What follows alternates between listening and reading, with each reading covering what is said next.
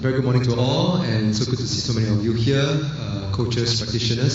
So, yes, I'm just going to share a little bit more about nonlinear pedagogy and just also what it means for you as a coach and also what it means for the individual athlete. So some of you may be familiar with some of these ideas because I think it has been shared at some point in time on different platforms through NYSI and Sports Singapore as well. So yes, I'm a teacher by training, so I'm currently at NIE. I've always been involved in sports, football especially. I've always also been very interested to know how coaches teach skills, how learners learn skills. That's always been something that I've always been very focused on. So maybe just to kickstart everything, I'm just going to share a short video with you first.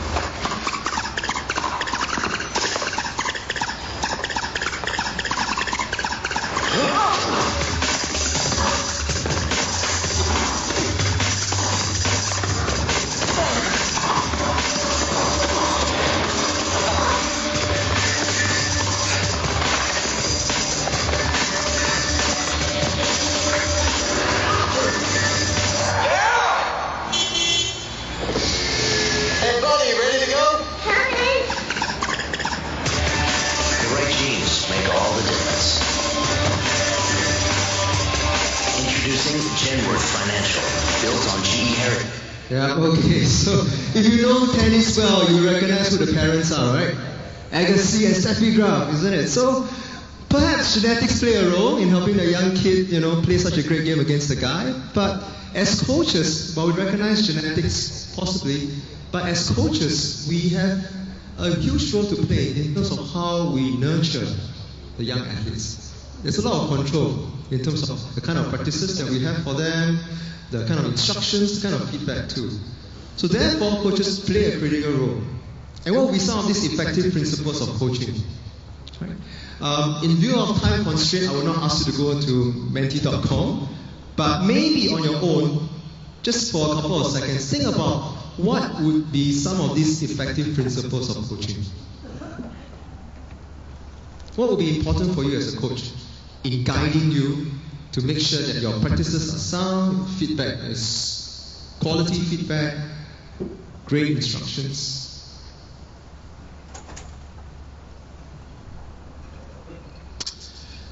So probably some of you may have some of these ideas in your head, right? It has to be obviously perhaps athlete-centered. So the focus should always be on the child, on the athlete. You may want to think about, hey, can I allow the athlete to be exploratory in terms of how they acquire movement, skills, coordination, how do they learn those movement skills? Exploratory, allowing them to explore. Would you also want to have quite a bit of variability in your practice because then they do different things? Not just that, the different things that they do would be actually quite representative of how they would perform the skill in a game. Do you want them to dribble the ball just around a couple of stationary cones, or actually in a 1v1 situation, in a small-sided game situation where there's lots of variability there? Do you see your role more as a facilitator? So you're kind of setting up the different tasks, constraints, the practices, manipulating the rules, facilitating the athlete in terms of how they explore that learning, rather than very prescriptive. And importantly, do you also then focus on the athlete acquiring their own individualized movement solutions? The way they perform a skill could be very different from other of their peers, or maybe different from what you term as an expected good movement outcome or movement behavior. So these few principles of coaching are actually increasingly seen as very critical in supporting or underpinning effective coaching. The athlete-centeredness, room for exploration, lots of variability in the practice, your role as a facilitator, and really focusing on the individual perhaps having their own individualized ways of moving. So, why do we perhaps think that those principles of coaching could be effective? Because we all know, and as coaches, and these examples that I share with you, or what I'm sharing with you today, do make reference to your own sports as well. And you know, coaching is not really just a science, it is an art too. Because there's so many dynamic components that are present or inherent in your practices in the coaching setting as well. So in fact, we see the way learners or athletes behave like what we call a complex system. Now what do I mean by that? I'll just kind of break it down very easily for you. So for example, you may practice for a long time and you will see maybe very little improvement. But sometimes when athletes practice for a short while and you see a sudden jump, sudden improvement in performance. It could be because of certain instructions that you've given, or maybe certain equipment that you have also put in place in the practices. That they suddenly realize something and there's a huge non-linear change in performance. So it could be non-proportional, and you probably will realize that in your own coaching session. Not just that, there are possibly many or multiple ways of achieving a goal. In football, for example, to score a goal, you get the ball into the net. But you could do it with different parts of your body within the rules of the game. It doesn't have to follow a single way or a single style of doing it. If I want to pick up a bottle of water, I can do it this way, I can do it this way, I can do it different ways. So there are different ways of actually achieving an outcome within the rules of the game. And not just that, your athletes can and will respond to changing variables or changing rules, changing equipment. They are able to do that. So when you scale different task constraints, such as, for example, the length of a racket, using shorter racket or longer size or bigger racket, you will see the way that they hold the racket will be different, the way that they hit the ball will also be different. You can also scale the playing area from a small area to a bigger area to a much bigger area. Let's say in a 3 versus 3 possession game in basketball, for example, or netball. The change in size of the playing area results in different behaviors on the part of your athletes. So in the game of football, bigger area, they may take the ball and dribble, or there's greater area for them to pass the ball. Their teammates will move into space to receive the ball a lot easier as well. So by scaling these different variables, your learners can actually respond to these variables and they will show different behaviors too. Noise. So noise refers to like variability in practice. Noise in practices, typically they are seen as something that's undesirable. That, okay, we don't want noise. We want our athletes to always repeat the same movement in exactly the same way. Right? That's typically what coaches would prefer. But noise, when you put variability in practice, be it whether you change the size of the racket, the size of the balls, the playing area, this kind of variability in practice actually allows the learner to move from one behavior to a new, different behavior. That noise or that variability actually allows exploratory behavior, actually allows the learner to move from one stable pattern of behavior to a new preferred stable pattern of behavior. And that's where learning occurs. So noise is not necessarily seen as something that is bad. Noise in your practices actually could be the key processes where learning occurs. And that's where they do the exploration and learning. So in fact, we see these behaviors when we deal with learners, athletes, they demonstrate these behaviors. And these are signature traits of what we call complex systems. And these are signature traits where then we can see that learners do behave like complex systems. Right? Those behaviors that come about are a result of many of these different interactions between themselves, the equipment that they use, the rules, the game, the task itself. So let's have a look at this slide here. This is a top-down view. Okay? These little white things here are actually birds. This is the edge of the cliff. And this is the ocean here. So this is top-down view. Each of this white thing here is one individual bird. Do you realize that there is a really strange way they've arranged themselves here? Kind of equidistance. Right? So who decides on, hey, you got to stand here, and hey, you got to stand there? Is it this bird? Or is this bird? Yeah. No single bird actually controls or makes a decision that say, hey, you got to stay here, you got to stay there. In fact, these species of bird are actually very aggressive towards each other, typically. But during this time of the year when they are trying to hatch their eggs and protect their young, that is when they actually follow very simple rules. They say, hey, look, I need to be near some of my peers so that there is numbers, and in terms of numbers, it's protection against predators. But yet, I don't want to be so close to them. So what happens in the end? You see a very strange pattern here. And it is self-adjusted or self-organized. No single bird decides on where you stand or where you go. So they follow very simple rules, and based on these very simple rules that the birds are trying to follow, very clear, specific patterns of behavior emerges on their own, without you having to tell them exactly what to do. Just like when you see an eagle trying to swoop down and attack another bird, and that's why you see flocks of birds fly together in quite strange formations, trying to move away from the predators. Just like school of fish in the oceans as well, trying to move away like a predator, like a shark, for example. No single bird or fish decides on what kind of pattern to demonstrate. So they follow quite simple constraints. So in fact, constraints are something that a concept which I'll share with you, which again, it's probably not rocket science, and some of you in your own coaching experiences would have dealt with some of these ideas too. So constraints are influential factors within practice environment, or they are influential factors on acquiring movement coordination. Now what do I mean by that? So you have certain task constraints or certain constraints in your practices, and they kind of set the boundary towards what is possible for your athletes. Right? When you change the size or the length of a racket, you can serve in certain ways. Okay? When you change the size of the balls, you can throw the ball in certain ways. Small ball, you can use one hand to throw. But when it's a bigger ball, you may not be able to grasp the ball with a single hand. You could use both hands to do your passes. So when you change those rules and you change the equipment, for example, certain behavior emerges more strongly than others. So that sets the boundaries in terms of what the athlete can do or what is available to the athlete. But importantly, constraints do not specifically or directly cause behavior. You set the boundaries. So within these boundaries, there are all these movement solutions that are possible. And the athlete can choose those movement solutions within the set of boundaries available to them. Right.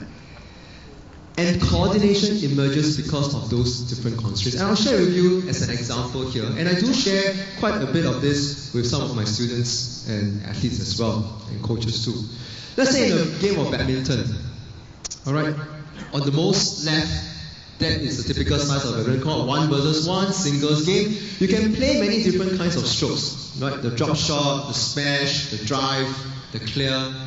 But if you really want to accentuate the long and short play in badminton, you can easily just narrow the playing area. You can see the court in the middle, and you keep the length. So the only way for them to win a point within the laws of the game is to try to hit the shuttle right to the back or hit the shuttle to the front. So without you having to tell them exactly what you expect from them, the athletes and the player, they will know, hey, in order for me to win a point, I must hit it either far behind or I try to hit it to the front. So the long and short play actually becomes available. The rest of the strokes are not available to the player. So the long and short play, the overhead clear and the drop shot becomes available because you set the constraints, and therefore those strokes are captured within what is available for the player. So what if you say, hey, look, I want them to just practice on the net play. You shorten the playing area and you keep the width. So like the diagram on the right there. So can they do the overhead clear? They can't. Can they do the smash? Unlikely, because of the dimension of the playing area. So naturally they go on and do the drop shot and the net play. Quite on their own, without the coach having to specifically tell them, hey, I want you to do a net play. Because of the way you have set up the playing area, they will automatically go and play the net play because those are the options now that are available to them. Not the clear, not the smash anymore.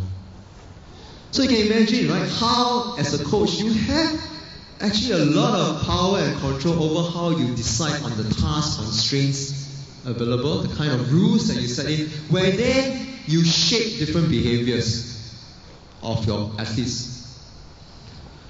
So we can potentially move in many different ways. Your players or athletes can move in many different ways, but if you set certain boundaries, you only then allow perhaps certain behaviors that are more prominent or more obvious for your athletes or your players to work with. Again, relating to what you want out of your practice session. What is the focus of a practice session? So there are three big constraints groups that I will share with you: performer, environment, and the task. And I spoke a lot about the task constraints earlier on. But clearly you understand here that, hey, in any practice setting, these three groups of categories of constraints are inherently present. The performer would be your athlete, right? How old are they? Do they have the strength and the flexibility to do what you want them to do? Okay. Environment. What is the environment like? Playing football on a natural grass pitch and an artificial pitch is also quite different. Playing floorball in a hall and in a parking area is also very different. So the environment plays a huge role too. The task itself is one that I'll highlight quite a bit as well later on also, because the coach, practitioner, has a lot of control over task constraints. So task constraints deals with, for example, the rules of the game. What is the goal of your practice session? Okay? And perhaps the equipment that you could use. And you have a lot of control over that. So the example, the badminton example I've given you, is an example of how you manipulated the dimension of the playing area. And you then, because of the interaction of the performer, the environment, and the task, you see those behaviors emerging on their own. Without you having to tell them, hey, I want you to do this. The long and short play, the net play, you don't have to exactly specifically tell them that. By manipulating the constraints here, you see certain behaviors emerging, goal-directed behaviors emerging. This is one of my favorite clips, and I've shown some of you this previously, but again, just to highlight what we mean by goal-directed behavior emerging because of an interaction between the performer, the environment, and the task.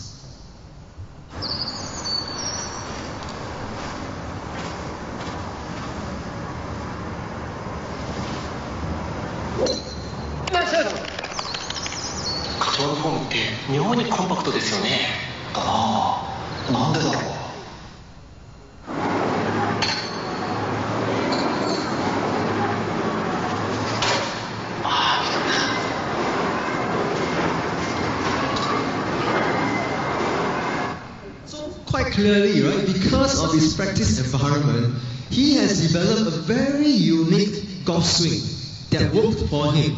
Because of the lack of space at home at the balcony, he's very little follow through, alright, with a little wing, short swing, and you get his hit.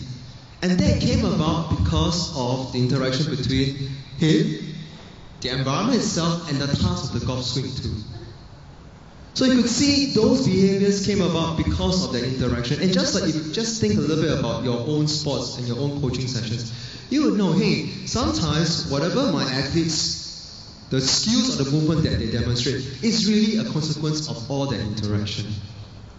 So you need to be quite sensitized to, hey, what am I dealing with here? The performer itself, what he or she is supposed to do, what kind of rules am I setting, what kind of equipment am I using, the environment too.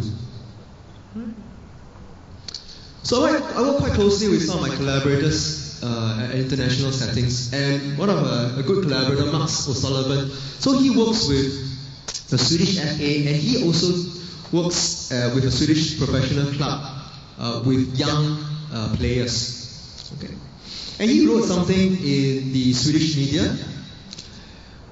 So he says here, the purpose of training functional movement adaptable to a challenge in the game, instead of expecting that everyone should copy a perfect action, coaches often assume that optimal motor action automatically leads to a good performance. But that's a false conclusion. So what do I mean by that? What does he mean by that? Sometimes coaches think that, hey, when I see a good movement, it should then automatically lead to some perfect or good, excellent outcome. But the form itself may not necessarily lead to an outcome that is desirable. Not necessarily. Someone can show you the best form, but it doesn't quite lead to the best outcome. And sometimes practitioners may be very fixated with the idea that, hey, I need everyone to show me the same optimal, perfect, expected movement form.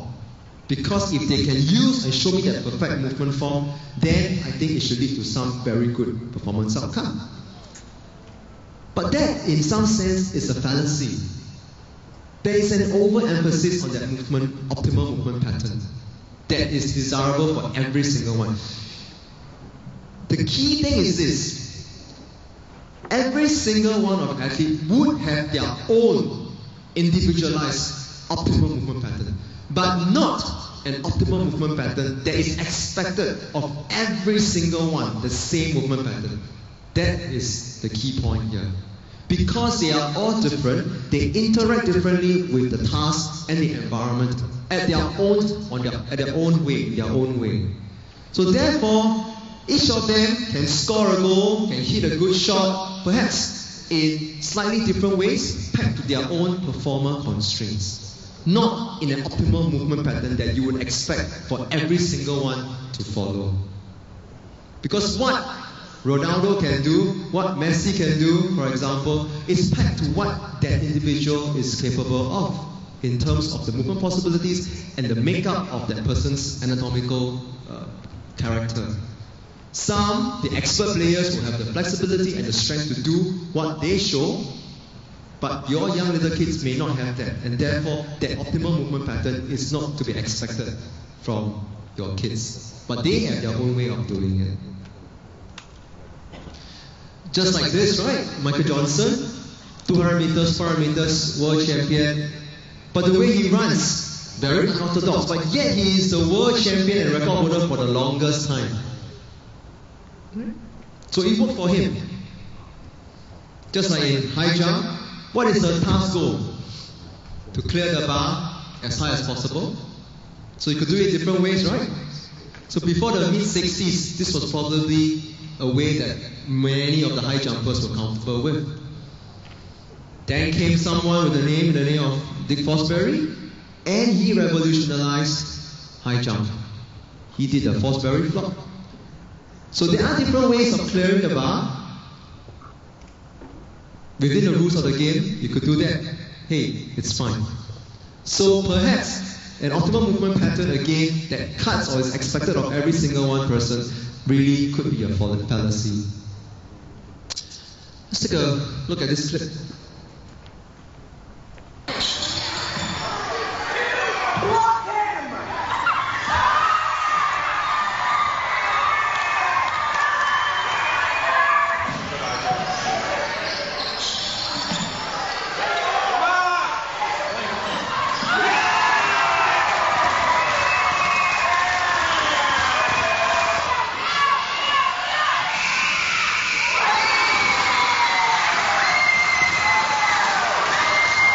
Notice that boy has no arms.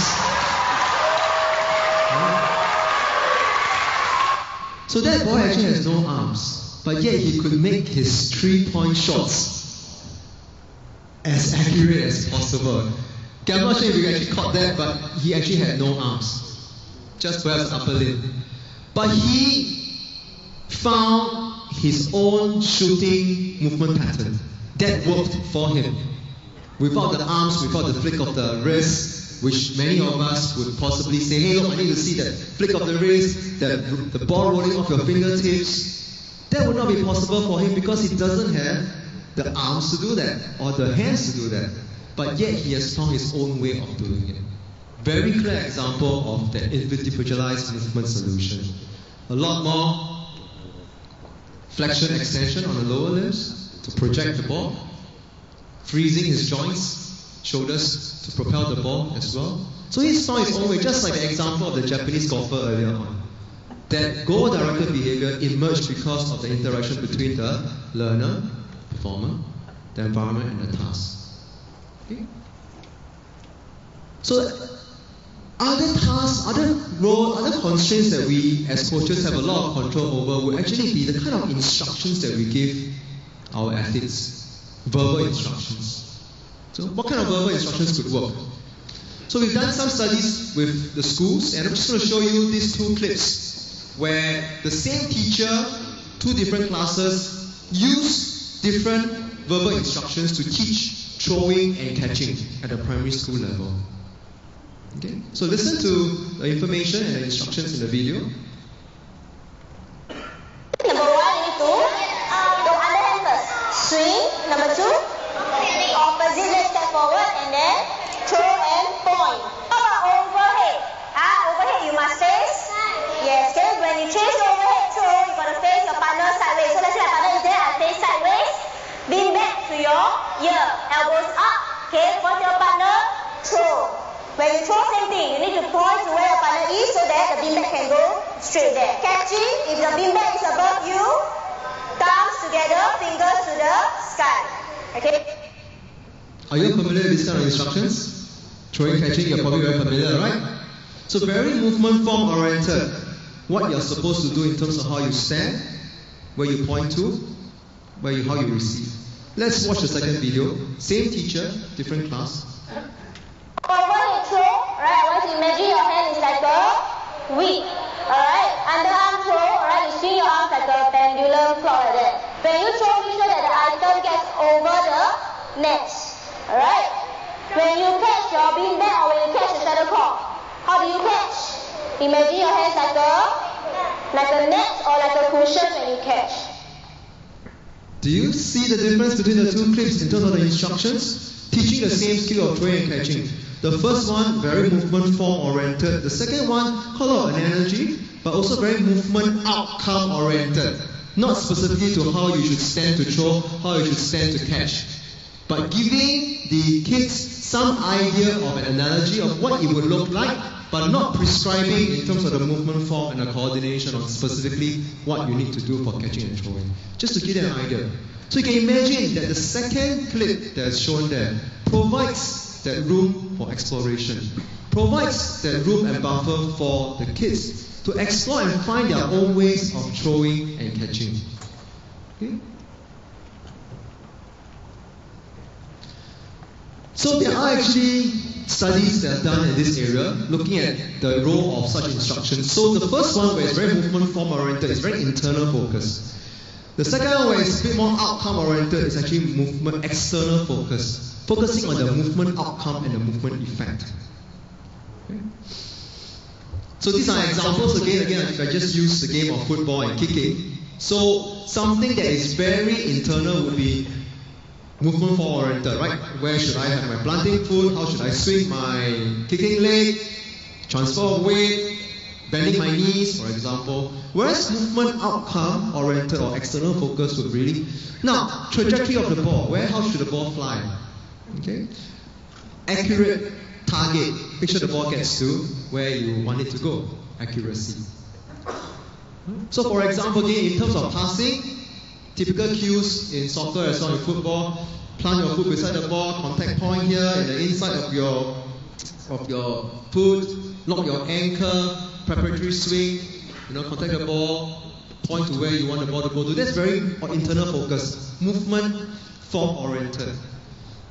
But you could also use very simple cues, like for example, in a pass, ball on the ground, make sure your friend can receive the pass comfortably and it's accurate to the feet. None prescribing the movement form for the player, right? But yet, very movement outcome oriented, because you could do it in different ways. You could do it on the outside, you can do it with your non-dominant foot, you could do it on the inside foot as well, but I don't prescribe a specific movement form for you. It allows exploration, because in a game setting, ball comes to you, tight time constraint, you will do different things too. Key thing is, ball on the ground, accurate, comfortable for my teammate to receive. Right? So I mentioned about movement variability earlier on, how we see variability has a functional role to play in practices, because they try different things, they explore, and it is during that exploratory process that they actually learn, because they know what works for them and what may not work for them. Why is it that it works for them too? It is during that variability in the practice sessions that they really can learn a lot more as well. So I'm going to share with you a short clip, again it's produced by one of the collaborators, just to highlight to you the role of variability. And I want to highlight this term, or this statement. It says, repetition without repetition.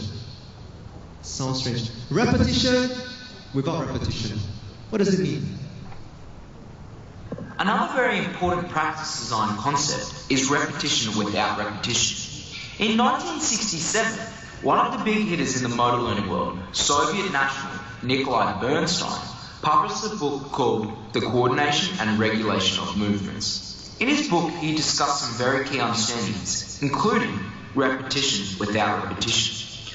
What he theorized was that in order to become more skilled, training does not consist in repeating a solution to a motor problem time after time, but in the process of solving this problem again and again. Basically, we want our players to have to continually solve problems just as they do in a performance environment. If we look at it from an ecological perspective, what repetition without repetition allows for is the continual process of becoming attuned to affordances within a similar environment. Let's have a look at repetition without repetition taking place in a training situation. In this activity, there is a simple setup. A 10 metre by 10 metre square with 4 gates placed in the middle of each side. There is an attacking player who starts inside the square and receives a pass from the server. There is a defender who comes in from the outside to tackle the attacker, and there are 2 defenders on the outside who are not allowed inside the square, but it's their job to block the gates. The defenders blocking the gates act as players who are defending space or possibly blocking passing lanes in the performance environment. The player who comes in is the defender, and the attacker is trying to get away from the defender into space. What we have here is an activity that does not have the same solution, and there is no instruction given by the coach in terms of solving it. Repetition without repetition occurs because this training activity does not consist of repeating the same solution, rather repeating a problem that continually needs to be solved differently. Repetition without repetition is a key concept that should guide practice design. The key questions being, does this activity, 1, repeat the same problem within the same environment, and 2, allow the players to continually search for movement solutions? Hope you enjoyed this video. Thank you for watching, and we'll catch you again soon.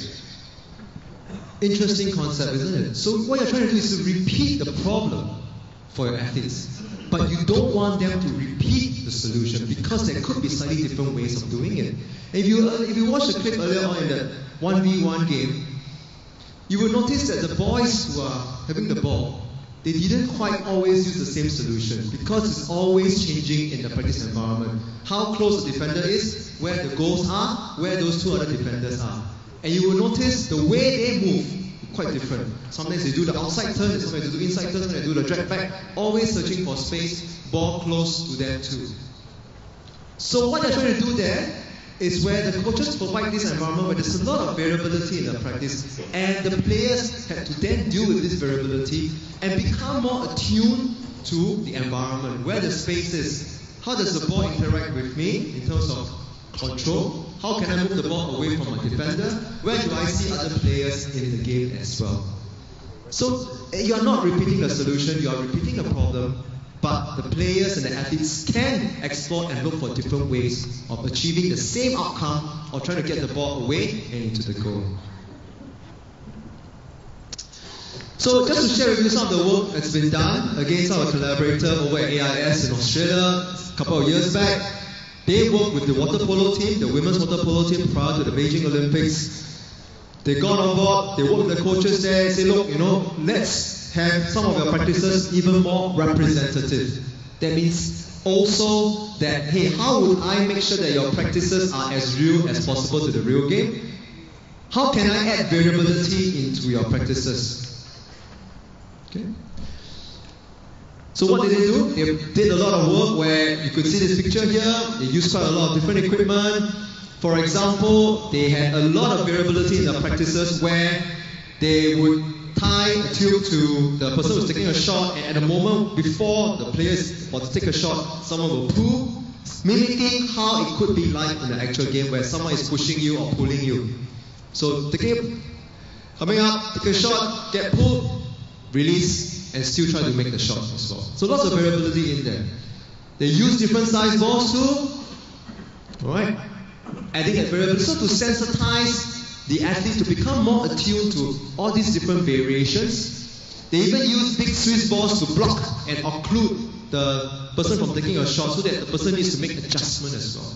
Or just prior to the point in time when it's supposed to take a shot, the coach will shout out left or right so that they make adjustments and attempt to take the shot to the left or to the right. So lots of variability in that practice. And they encourage them to really explore all these instabilities in the game itself, in the practices. And the players responded actually quite positively to it. How do I make those adjustments in that very dynamic situation? And they actually did quite well in the Beijing Olympics. The Australian water polo team were actually one of the powerhouses there.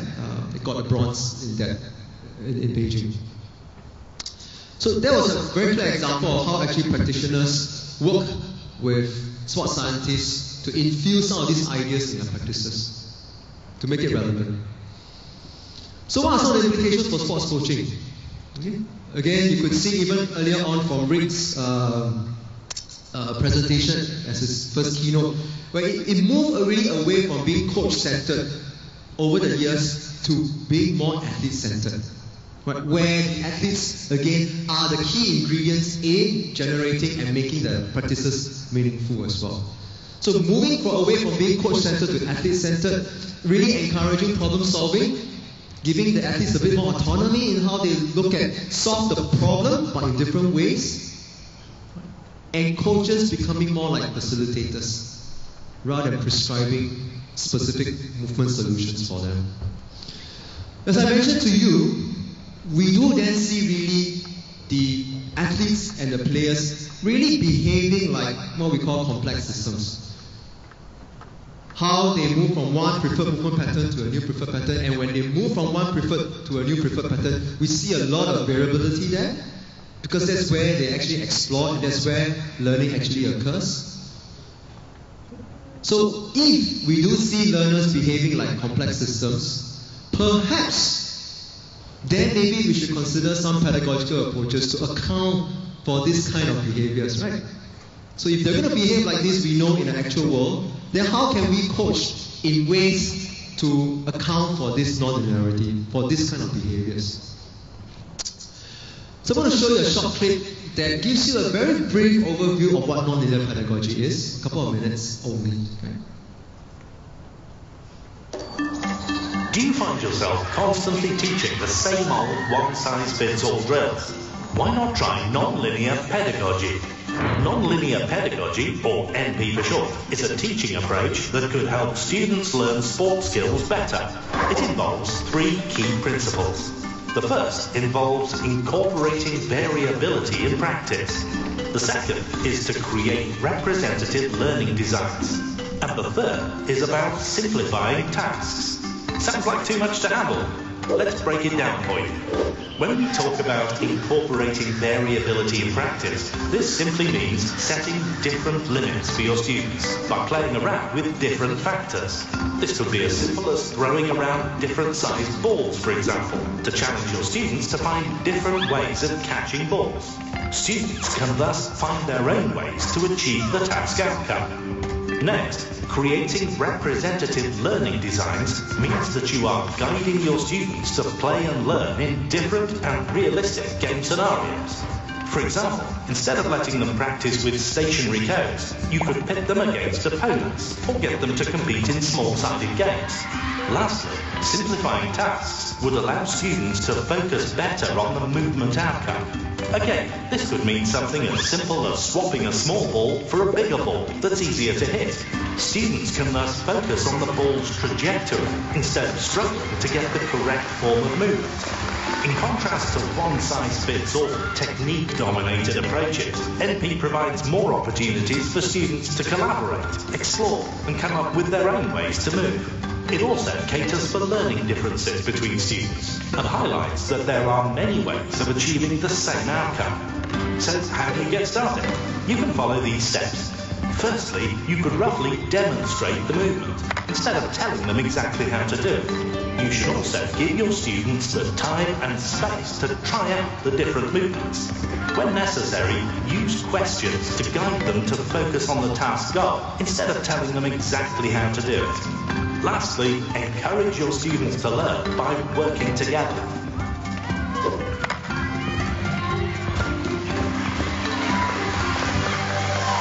If you'd like to know more about nonlinear pedagogy, visit the Knowledge Bank website. So very quickly, I think that gives you a very brief overview of what nonlinear pedagogy is. And as mentioned, typically we tend to be very movement form oriented, repetition of drills, making sure that they are able to demonstrate the same movement form over and over again because we want to see consistency. But when it comes to actual transfer of learning and how they use that skill in an actual game setting, that seems to be lacking. That is the challenge. Whereas we are focusing a lot more on the individual movement solutions, as mentioned earlier on, making sure that it's representative, meaning, hey, how would you do the skill in the actual game setting? And we know those behaviors will emerge because of the interaction between the task, environment, and the performer. And I've given you quite a lot of examples already on that. So I'm going to share with you some of these design principles on what nonlinear pedagogy is. Again, the first point will be representativeness. And you could see the earlier clip where you saw the 1v1 game, the boys in the football game. That is very representative. You have a defender, you have a goal, you have space that you work with. And they could use and practice their skills of turning the ball control, moving the ball, dribbling, all that, or shooting the ball very clearly in that game setting. Okay? So representativeness is important because then the perceptual information that they can use from the task and the environment from the game is very real to the kind of information that they would use or see or have in a game setting. Perceptual information will then guide their movement. So practicing with cones, yes, you'll be good in terms of your dribbling, but in terms of the actual perceptual information that's available, that kind of practice is devoid of what is actually going to happen in a real game setting. So watch short clip. You may find this person familiar. What about little children though? Is it can you play too much competitive football, organised football when you're 7 or 8 years old? Could you fall out of love with football? No, in that age, what they have today is just play. Yeah. And play as much as possible. In the street, I don't know if it's possible. In our period, it was today, I don't know. And play and play and play. Yeah. And that's all. And make mistakes. And play day after night. Yeah. That's what I have to do. And let them. And some advice about behavior, some advice about, okay, we're going to play in that way to understand the game, of course. As much as quick as possible, try to tactics, to understand the game, why we decide to do that or not in the other way. That is... So you could see his emphasis, Pep Guardiola, right? Man City coach now, previously with Bayern Munich, and of course previously with Barcelona.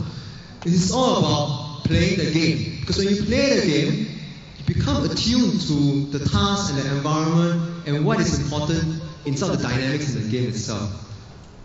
And a lot of the very good players really started off playing street football. Right? That's where they get attuned to all this information which guides their action. So when I was much younger, I see a lot of us playing football at HDB void decks. These days you hardly see any kids playing at HDB void decks. I know even though it's not allowed to. Yeah, it's forbidden, yes, that's why. But even at our age when it was forbidden, we were still playing. Alright?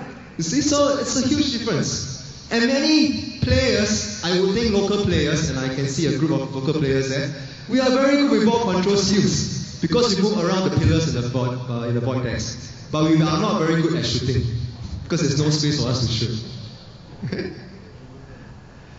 So you could see Pep Guardiola, he says, right, football is the most difficult game in the world because it is open, every situation is completely different, and you have to make decisions minute by minute because everything is changing at all time. So again, that's why practices needs to be as representative as possible. Okay. Constraint manipulation, I think I've touched on this quite a lot already. Again, coaches have a lot of power over this. You can manipulate the goals, the rules, equipment. It is really just limited by your own creativity. And of course, coaches need to know your game very well so that you know what kind of constraints to manipulate. Are you then encouraging them towards certain areas of discovery or actually pushing them totally somewhere far off? So you must know your game very well. Task simplification, kind of covered that a little bit. It deals with really simplifying the task, making sure that the perception and the action relationship is still tight. For example, we practice in tennis serve, we practice the toss and then we practice the swing. If we do it separately, but when in fact the tennis serve requires the toss and the swing to come together at the same time. Right? So we need to keep that coupling and the relationship tight.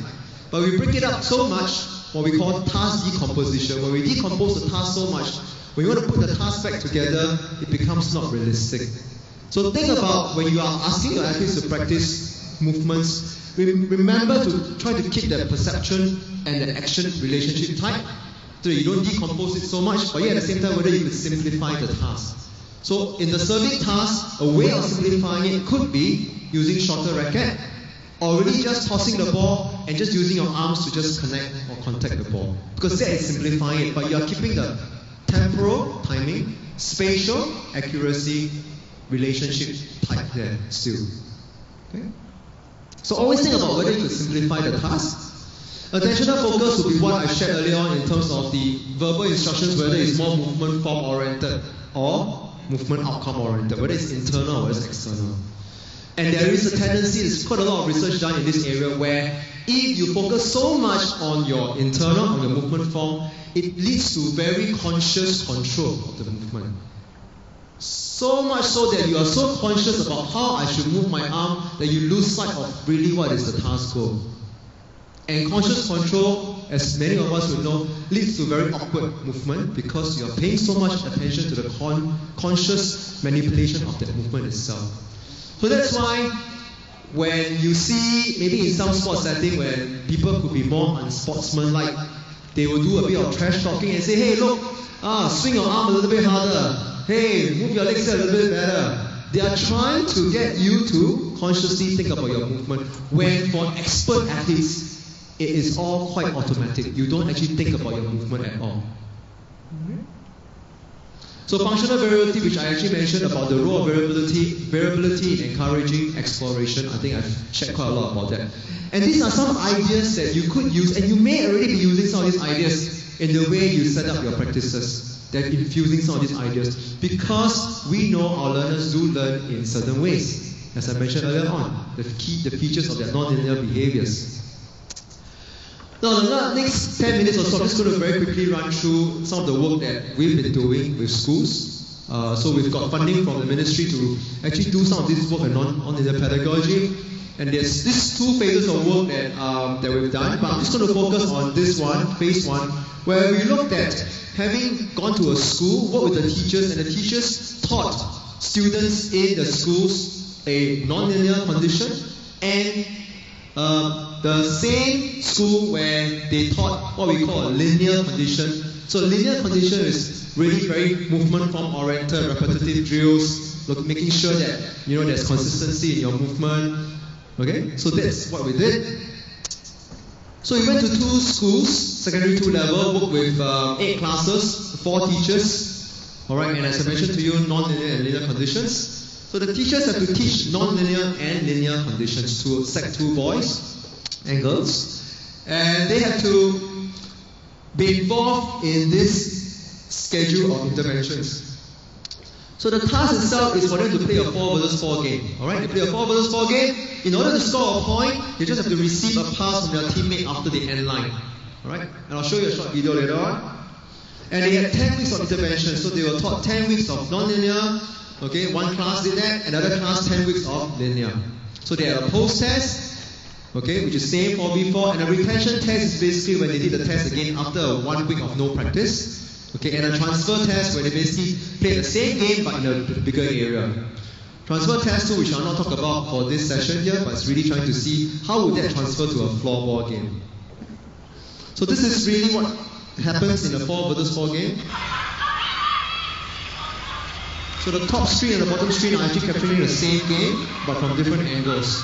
So the 4 versus 4 game, very representative, passing, moving, dribbling, receiving the ball after the end line. So we actually captured the whole intervention and the test sessions via video. We also put the kids on with GPS system to determine the position of these kids as they play in a 4v4 game. Right? So what are the variables? Okay, very simple ones to begin with, just number of passes that the teams made, number of consecutive passes, number of types of passes, whether it was an inside, a lob chip, a cross, possession time per team as well, number of goals. So these are very simple discrete measures that we could capture. As I mentioned to you, we also use GPS to determine the position positional data. We had some questionnaires. We also interviewed the kids and the teachers. So, just going to share with you. This is a slide looking at a linear pedagogy condition. I know it's very busy, but I'm going to highlight to you an example of a linear condition class here. So you can see the cues here are very movement form oriented, right? It says flex your ankle, bend your kicking leg, use the inside of the shoe to contact ball, non-kicking foot beside the ball. Again, very movement form oriented. Lots of repetition. If you look at the setup here, pass from one cone to another cone to another cone. Do your passes diagonal as well, which is probably very common, and we do see it, perhaps something that we're very familiar with. In a non-linear setting, if you look at the cues here, as I mentioned earlier on, ball on the ground, easy to control, accurate. That's all. We never prescribe specifically what the movement form should be. Okay? And you could see the activity itself, 3v1 game, representative. We don't have to just pass the ball to a cone. Very little repetition. We repeat the problem, but we don't repeat the solution. It's where repetition with repetition is. Because in a 3v1 game, keeping possession, things are happening all the time. People are moving all the time. The angles for the passes are always also different all the time. Okay, so very quick look at this clip here.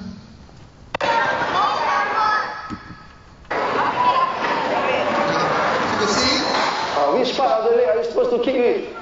Yes, go back, bring ball back to him. So you could see that is an example of just, as I mentioned to you, passing the ball to one cone to another cone, not a repetition here. This looks a bit messy here. 3v1 situation. Okay, you go in. What's wrong with that? Accuracy, okay, now you go inside. Take turns. Okay, let's go. Play.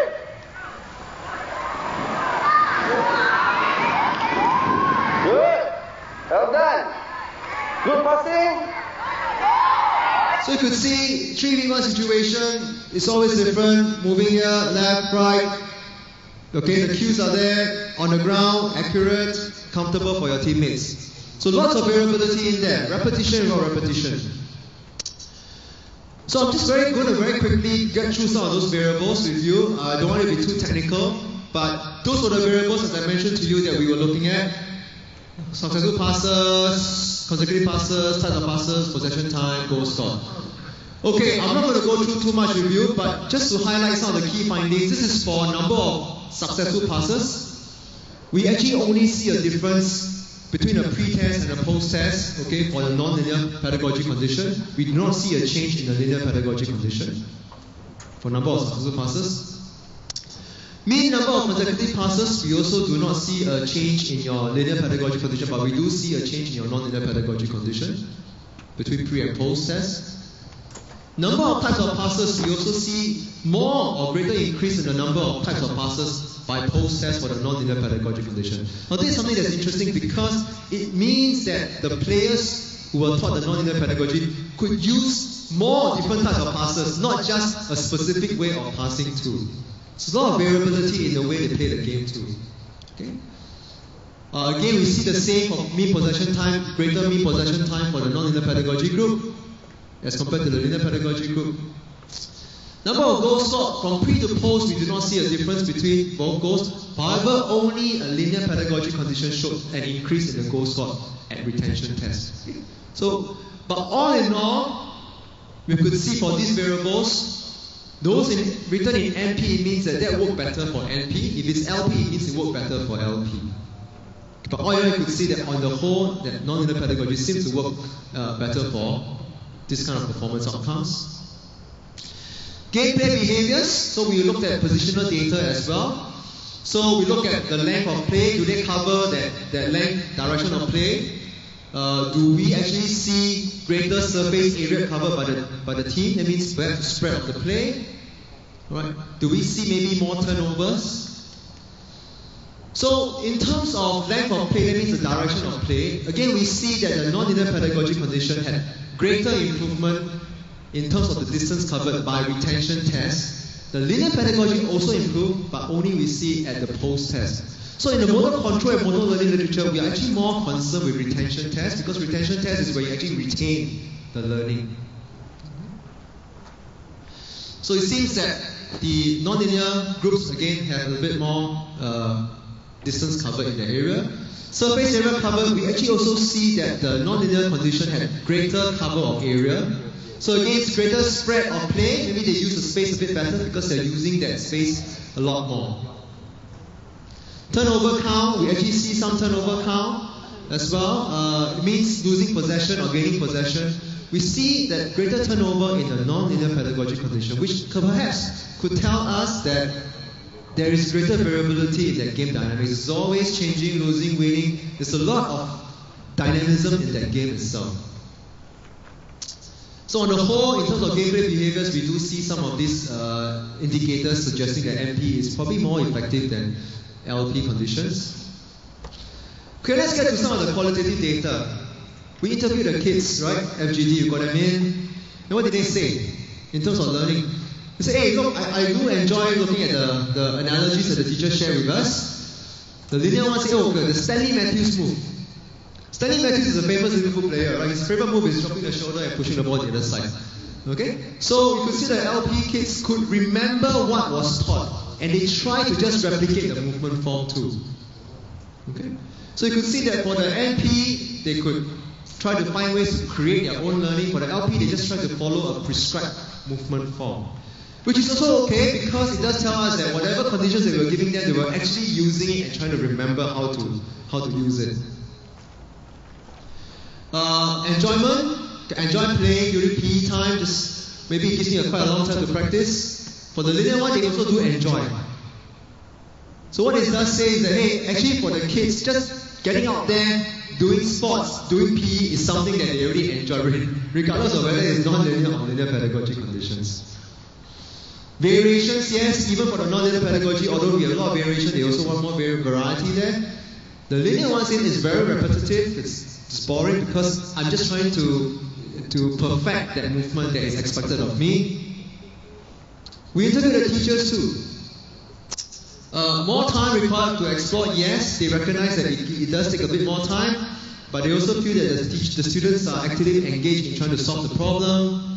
Linear one, hey, look, I just tell you what to do, you follow, you repeat, it's fast and quick, but it doesn't give a lot of room for exploration. The teachers also felt, hey, I'm giving analogies here, I don't restrict the creativity. For the linear one, says, hey, look, they just have to follow exactly what was taught. Yeah, it's probably easier for them to deliver, but again, little room for exploration. Active learning, more authentic experience for the non-linear pedagogy one. Linear one, the teacher says, hey, maybe not enough, perhaps challenge for cognitive thinking. Fun and enjoyment, yes, both actually felt that it was just as positive. As I mentioned earlier on, getting out there is good enough for them. But some teachers also did share, hey, maybe a bit of a hybrid of linear and non-linear could also work. Yes, we also agree. Maybe at a certain point in time, there could be a bit more movement form orientation, and some point in time, maybe a little bit more movement outcome orientation. So that's something that perhaps in the next study, we could look at a hybrid of linear and non-linear and see actually how it works too. Right? So what does it mean for us? Some practical applications, as we know, make sure that it's athlete-centered, focus on the individual, coaches as facilitators of learning. Exploration is key, allow them to explore. Right? The keywords that I would share really is allow them to search, discover, and exploit the possibilities. We know coordination emerges due to those different interaction of constraints, the performer, the environment, and the task. Lots of implications here in terms of transfer of learning. Okay, which or how would you actually encourage transfer of learning? Implications for talent development. Do we focus on early specialization, That means they start the game right very young, or do we really focus more on perhaps early diversification where they play many different games, they acquire many different movement solutions which could be transferable for many different sports eventually, or to the sports they want to specialize eventually as well. Yeah, so these are some of the resources that you can go to. You want to know a little bit more about nonlinear pedagogy, but I'm more than happy to speak to you, and I'm sure Azza and myself will be here to address some of your questions as well. And it's not just my work, a team of international collaborators and local collaborators as well. And so we work together to work in this area. Thank you. Thank you, Dr. Chow. And of course, right about now, ladies and gentlemen, it is also my pleasure to invite Mr. Azza to join us on stage to facilitate this segment. And yes, of course, ladies and gentlemen, you can also head on into the Mentimeter website. All right, and of course, post your question away in the Mentimeter platform. So on that note, I will hand the time over to Mr. Azza and Dr. Chow. Jiayi, thanks again for that sharing. Very interesting, although I've heard some of those things before, but it's always good to reflect on our own practices and see how much we have applied some of those principles in our coaching. So with that, if you have any questions, just come up to the mics on the aisles and you can ask them. Chris. Yeah, Chris Nunn from Oceania Paralympic Committee, formerly of the Australian Institute of Sport. My question is this: in being a very close fan of many team sports, I love what's being presented for development of junior athletes. But when we hear successful coaches talk about premierships and elite performance, they talk about structure and plan, team plays and strategy. At what stage do you think it's important to transfer from this just play approach to integration of teamwork and strategy which will enable elite performance success? Yeah, thanks, Chris, for your question. Very relevant question. So it's true, when we play as a team, there must be some form of structure to it. But how they actually enact those movements in a game setting would probably need some form of spontaneity, some form of adjustments and adaptation on the ground itself.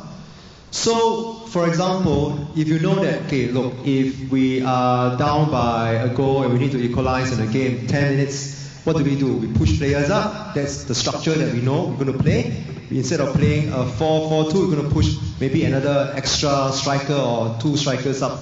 So there is a structure in terms of how you want to play, but the actual enactment of it would probably be we need to be a bit more adaptable and flexible as well. Because if your team is playing in such a structured but yet predictable way, it's quite easy for your opponents to anticipate what you're going to do. And it becomes very, as I said, predictable, where there is lack of a perturbation, okay, a lack of adjustments to how the two teams are playing to allow one team to gain an advantage, because everything is kind of in a balance. Because when you do this, we know what we do. We're going to counter it with this. We're going to play on this side. We know what we're going to do. We're going to counter it with this. Because your structure is very predictable for a defending team that I'm playing against you. Whereas if there is a bit more spontaneity in terms of variability in how you do it, you could then perhaps gain an advantage over that team that you're playing against.